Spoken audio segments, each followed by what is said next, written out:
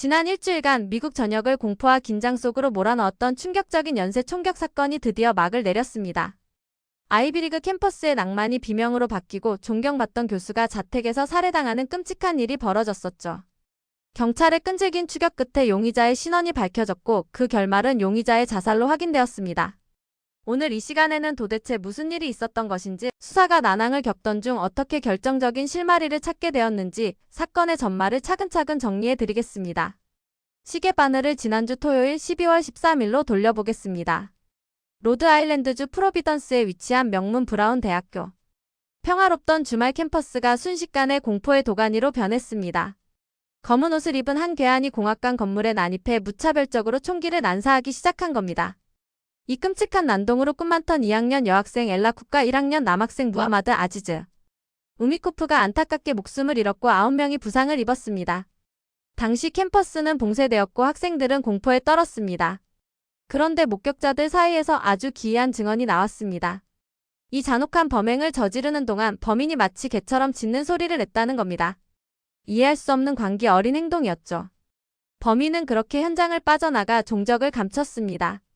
브라운대의 충격이 가시기도 전인 월요일 12월 15일 보스턴 인근의 조용하고 부유한 동네에서 또 다른 비극이 발생합니다.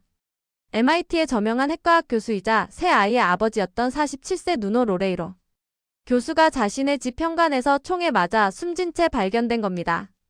이웃의 신고로 발견되었지만 이미 늦은 상태였습니다. 경찰은 용의자가 전조등을 끈 회색 세단을 타고 도주했다는 엇갈린 진술만 확보했을 뿐 수사는 난항에 빠졌습니다. 이때까지만 해도 이 두 사건이 하나로 연결되어 있을 것이라고는 누구도 쉽게 확신하지 못했습니다. 경찰은 브라운대 인근 CCTV를 이잡듯이 뒤졌습니다. 호프 스트리트를 걸어가는 용의자의 모습, 약간 통통한 체격의 흐릿한 이미지를 확보했지만 신원을 특정하기엔 역부족이었습니다. 수사가 답보 상태에 빠지려던 찰나 예상치 못한 곳에서 결정적인 돌파구가 열립니다. 바로 존이라는 이름으로만 알려진 한 노숙인의 제보였습니다. 브라운대 공학관 지하에서 지내던 그는 온라인 커뮤니티 레딧에 아주 구체적인 글을 올립니다. 플로리다 번호판을 단 회색 닛산 렌터카를 주목해야 한다는 내용이었습니다. 존은 실제로 사건 현장 부근에서 이 차량 주위를 맴도는 수상한 남자와 마주쳐 실랑이까지 벌였다고 합니다. 그의 직감과 용기 있는 행동이 아니었다면 범인을 영영 놓쳤을지도 모릅니다. 당국은 이 노숙자 영웅에게 5만 달러의 현상금을 지급하기로 했습니다. 영웅의 결정적 제보로 수사는 급물살을 탔습니다. 경찰은 렌터카 기록을 추적해 범인이 보스턴에서 차를 빌린 뒤 번호판을 바꿔 달고 다닌 사실을 알아냈습니다. 드디어 용의자의 신원이 특정되었습니다. 48세의 클라우디오 네베스 발렌테. 그는 추적을 피하기 위해 타인 명의의 신용카드를 쓰고 대포폰을 사용하는 등 치밀함을 보였습니다. 수사팀은 차량 이동 경로와 CCTV를 분석해 그가 MIT 로레이로 교수 자택 근처에도 머물렀다는 사실을 밝혀냈고 두 사건의 범인이 동일 인물임을 확신했습니다. 그리고 지난 목요일 밤 수사팀은 뉴햄프셔주 세일럼에 있는 한 창고 시설을 급습했습니다. 하지만 안타깝게도 정의의 심판대엔 세우지 못했습니다. 발렌테는 이미 그곳에서 스스로 총을 쏴 목숨을 끊은 뒤였습니다. 현장엔 범행에 사용된 것으로 보이는 총기 2정이 남아있었습니다. 그렇다면 이광기 어린 범인 발렌테는 도대체 누구이며 왜 이런 짓을 저질렀을까요? 수사 결과 놀라운 연결고리들이 드러났습니다. 발렌테는 포르투갈 국적자로 과거 브라운 대학교 물리학과 대학원생이었습니다.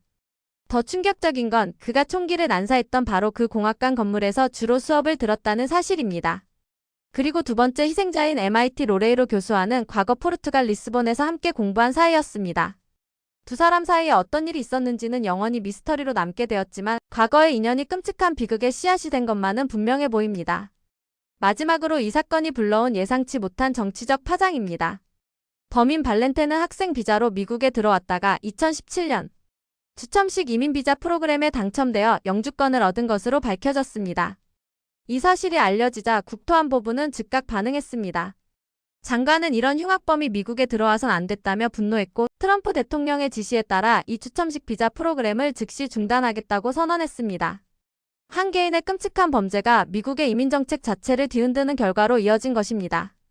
일주일간 온 나라를 공포에 떨게 했던 사건은 범인의 자살로 끝이 났지만 희생자 가족들의 슬픔과 사건이 남긴 파장은 여전히 현재 진행형입니다. 지금까지 사건의 전말을 정리해드렸습니다.